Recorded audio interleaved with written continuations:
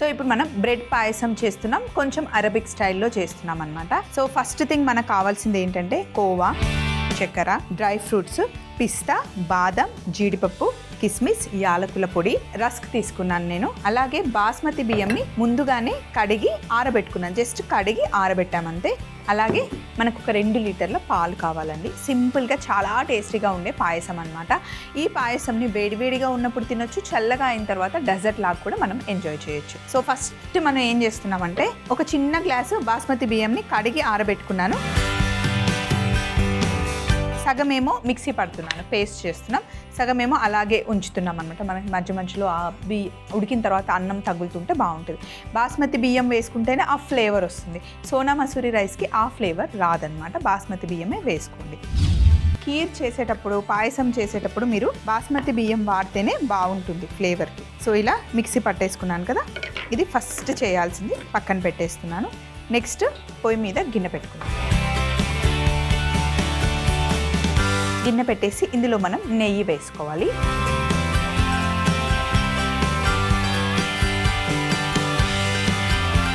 నెయ్యి వేడెక్కే లోపల డ్రై ఫ్రూట్స్ని కట్ చేసేసుకున్నాం. కిస్మిస్ ఇలాగే ఉంచేస్తాను. పిస్తాని మనం ఫ్రై చేయాల్సిన అవసరం లేదు. బాదాంని కూడా జస్ట్ 1/2 చేస్తున్నాం.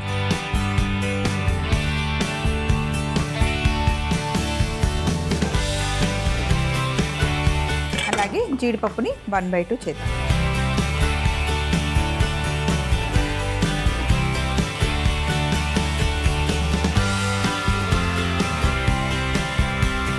ఫస్ట్ బాదాం వేస్తాను, అలాగే జీడిపప్పు కూడా.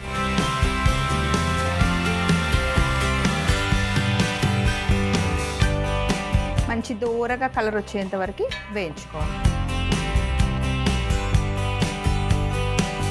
ఇవి వేగిన తర్వాత గిన్నెలోకి తీసేసుకున్నాం.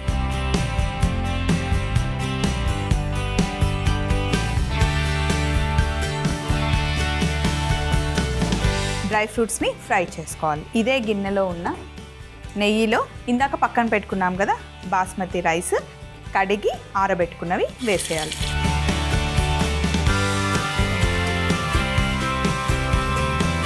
వంట చేసేటప్పుడు అందులో వేసే ఇంగ్రీడియంట్స్ ఎంత ఇంపార్టెంటో మనం తీసుకునే గిన్నెలు కూడా అంతే ఇంపార్టెంట్ అండి. ఏదైనా పులుసు చేసేటప్పుడు ఇలాంటి వెడల్పాటి గిన్నెలు తీసుకోవాలి. ఇప్పుడు డ్రై ఫ్రూట్స్ ఫ్రై చేసాం, పాయసం ఉడకడానికి ఇలా వెడల్పాటి గిన్నెలు ఉంటే బాగుంటుంది. ఇలా రైస్ మనం చక్కగా వేయించుకున్న తర్వాత ఈ పొడిని కూడా మనం ఇందులోనే వేసేస్తున్నాం. మిక్సీ పట్టుకున్న పొడి సగమేమో రైస్గా వేసాం, సగమేమో పొడి పట్టుకున్నాం. సో ఇప్పుడు రైస్ అంతా కలర్ చేంజ్ అయ్యేంత వరకు నెయ్యిలో బాగా వేగాలి. బాస్మతి రైస్ వేసాం కాబట్టి ఆ ఫ్లేవర్ చాలా బాగుంటుంది. ఇప్పుడు మీకు చూపిస్తున్న ఈ ప్రాసెస్ అంతా సేమ్ యాజ్ ఇట్ ఈస్గా మీరు ప్రసాదం కూడా చేసుకోవచ్చు. బ్రెడ్ ఒక్కటి వేయకుండా ఒకే ప్రాసెస్లో మీరు 2 రెసిపీస్ చూస్తున్నారు ఈరోజు. మిగతా సేమ్ ప్రాసెస్ అంతా ప్రసాదంగా పాయసం కూడా చేసుకోవచ్చు. మనం మామూలుగా తినడానికి డెజర్ట్ లాగా కావాలి అంటే బ్రెడ్ని లాస్ట్లో యాడ్ చేస్తాం కాబట్టి అదొక్కటి మీరు వద్దు అనుకుంటే ప్రసాదంగా కూడా చేసుకోవచ్చు. ఇలా కలర్ చేంజ్ అయ్యేంత వరకు బియ్యం పొడి రెండింటిని వేయించాలి. డైరెక్ట్గా నేను ఫస్ట్ పాలు వేయట్లేదు, కొంచెం వాటర్ వేస్తున్నాను.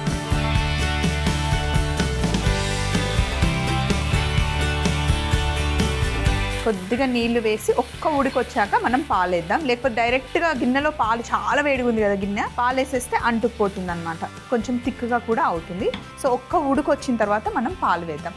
ఆల్రెడీ ఇవి కాచి చల్లార్చుకున్న పాలు కాబట్టి డైరెక్ట్గా వేసేసి మంచిగా ఉడికితే సరిపోతుంది. ఉడకడం స్టార్ట్ అయింది చూసారా. మామూలుగా నెయ్యిలో వేయించిన బియ్యం బాగా ఉడుకుతుంది, కానీ చక్కెర వేస్తే మటుకు ఉడకడం ఆగిపోతుంది. ఏదైనా సరే రవ్వ వేసినా, సేమియా వేసినా, బియ్యం వేసినా సరే మీరు ఫస్ట్ మొత్తం కుక్ అయిన తర్వాతనే అప్పుడు స్వీట్నర్ యాడ్ చేయాలి, అది బెల్లం అయినా చక్కెర అయినా. సో సగం ఉడికిన తర్వాత వేస్తే ఇంకా తీపి పడింది అంటే ఉడకడం ఆగిపోతుంది. సో ఇప్పుడు ఇందులో మనం పాలు వేస్తున్నాం. బా ఎంత మంచి అరోమా వస్తుందంటే గుమగుమలాడిపోతుంది కిచెన్ అంతా. పైన మనకి కొంచెం అక్కడక్కడ కనిపిస్తున్నాయి. ఇందాక మనం డ్రై ఫ్రూట్స్ వేయించాం కదా, బాదం చిన్న పీసెస్ అవి. ఇప్పుడు ఒకసారి కలుపుకొని మంట మటుకి తగ్గించి చిన్న మంటలో బాగా ఉడకనివ్వాలి. రైస్ అంతా ఉడికిన తర్వాత చిన్న ట్విస్ట్ ఉంది, చూపిస్తాను. నెక్స్ట్ మనం చేయాల్సిన ఒక ట్విస్ట్ ఉందని చెప్పాను కదా, అదేంటి అంటే ఇక్కడ పొయ్యి మీద గిన్నె పెట్టాను. ఇది వేడిగా అవ్వాలి. వేడిగా అయ్యింది కూడా. ఇప్పుడు మనం ఇందులో నేను చక్కెర తీసుకున్నాను. రైస్ ఎంత తీసుకున్నామో అంత చక్కెర తీసుకున్నాను. మీరు కావాలి అంటే ఇంకా కొంచెం షుగర్ ఎక్కువ వేసుకోవచ్చు. నేనైతే మైల్డ్గా చేస్తున్నాను. ఏ స్వీట్ చేసినా సరే కొంచెం మైల్డ్గా చేస్తేనే బాగుంటుందండి. ఎక్కువ ఓవర్ స్వీట్ అయితే మనం ఎక్కువ తినలేము. మొత్తం షుగర్ కాదు, కొద్దిగా షుగర్ తీసుకొని మనం క్యారమిల్ చేస్తున్నాం అనమాట. గిన్నె బాగా వేడెక్కిన తర్వాత చక్కెర వేసుకోవాలి. క్యారమిల్ ఎందుకు చేస్తున్నాము అంటే టేస్ట్ అండ్ కలర్ కోసం.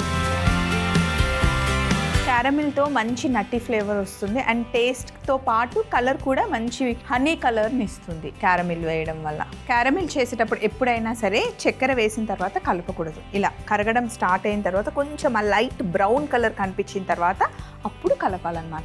ఎక్కువ కలిపితే క్రిస్టలైజ్ అయిపోతుంది, ఉండలు ఉండలుగా అయిపోతుంది అండ్ షుగర్ క్రిస్టల్స్ అలాగే ఉంటాయి, మళ్ళీ కరగవు ఇంకా. సో కొంచెం కరగడం స్టార్ట్ అయింది కదా, ఇప్పుడు జస్ట్ ఇలా మిక్స్ చేసుకోండి.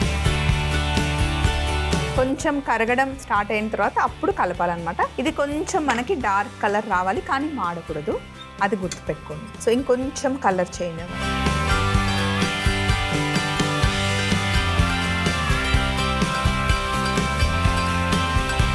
ఇప్పుడు ఇలా మంచి కలర్ వచ్చిన తర్వాత ఉడుకుతున్న అన్నంలో వేసేసుకోవాలి.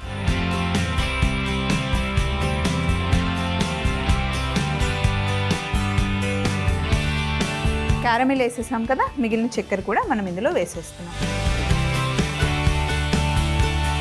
చక్కెర వేసి ఒకసారి బాగా మిక్స్ చేసేసుకొని ఇప్పుడు ఫ్రెష్ కోవా తీసుకొని ఇందులో వేస్తున్నాం. ఇందులో చక్కెర లేదు, ప్లెయిన్ కోవా ఇలా మంచి గ్రేట్ చేసి వేసేసుకోండి.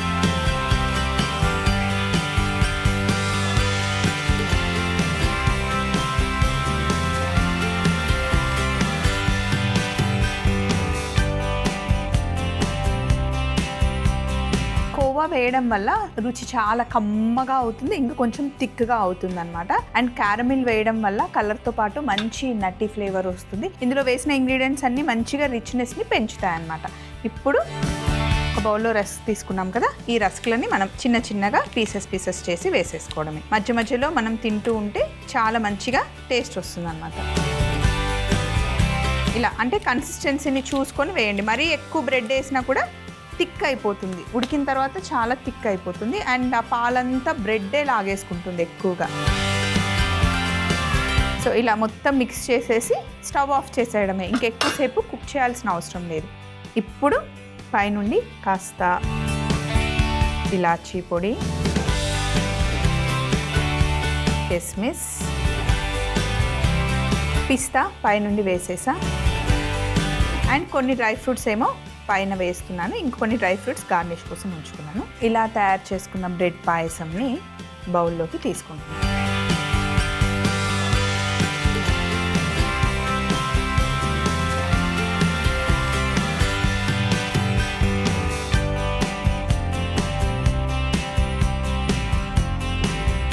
బ్రెడ్ పాయసం ఇలా బౌల్లో వేసిన తర్వాత ఇప్పుడు పైనుండి జీడిపప్పు, బాదం,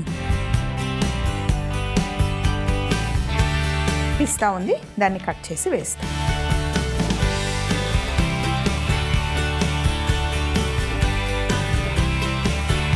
బ్రెడ్ పాయసం రెడీ అయిపోయింది. సూపర్ రెసిపీ అండి, తప్పకుండా ట్రై చేయండి. బ్రెడ్ పాయసం తయారీ విధానం: ముందుగా మిక్సీ జార్లో కడిగి డ్రైగా చేసుకున్న బాస్మతి బియ్యంని మిక్సీ జార్లో వేసుకొని మిక్సీ పట్టుకోవాలి. గిన్నెలో నెయ్యి వేసి బాదాం, జీడిపప్పుని ఫ్రై చేసి పక్కన పెట్టుకోవాలి. అదే వేడి నెయ్యిలో బాస్మతి రైస్ వేసి కాస్త వేగిన తర్వాత మిక్సీ పట్టి పెట్టుకున్న బాస్మతి బియ్యం పొడి కూడా వేసేసుకొని చక్కగా వేగనివ్వాలి. వేగిన తర్వాత కొద్దిగా నీళ్లు పోసి ఒక ఉడుకు వచ్చిన తర్వాత చిక్కటి పాలు పోసి బాగా ఉడకనివ్వాలి. ఇలా ఉడుకుతూ ఉన్నప్పుడే ఇంకొక పాన్ పెట్టుకొని అందులో చక్కెర వేసి కరిగిన తర్వాత క్యారమిల్ చేసుకొని ఉడుకుతున్న అన్నం మిశ్రమంలో వేసుకోవాలి. తర్వాత చక్కెర కూడా వేసి కోవాని గ్రేట్ చేసుకొని వేసుకొని రస్క్ పీసెస్ ని చేత్తో ఇలా చుంచి వేసుకోవాలి. కిస్మిస్, పిస్తా, జీడిపప్పు, బాదం పప్పుని వేసుకొని స్టవ్ ఆఫ్ చేసుకుంటే బ్రెడ్ పాయసం రెడీ అవుతుంది.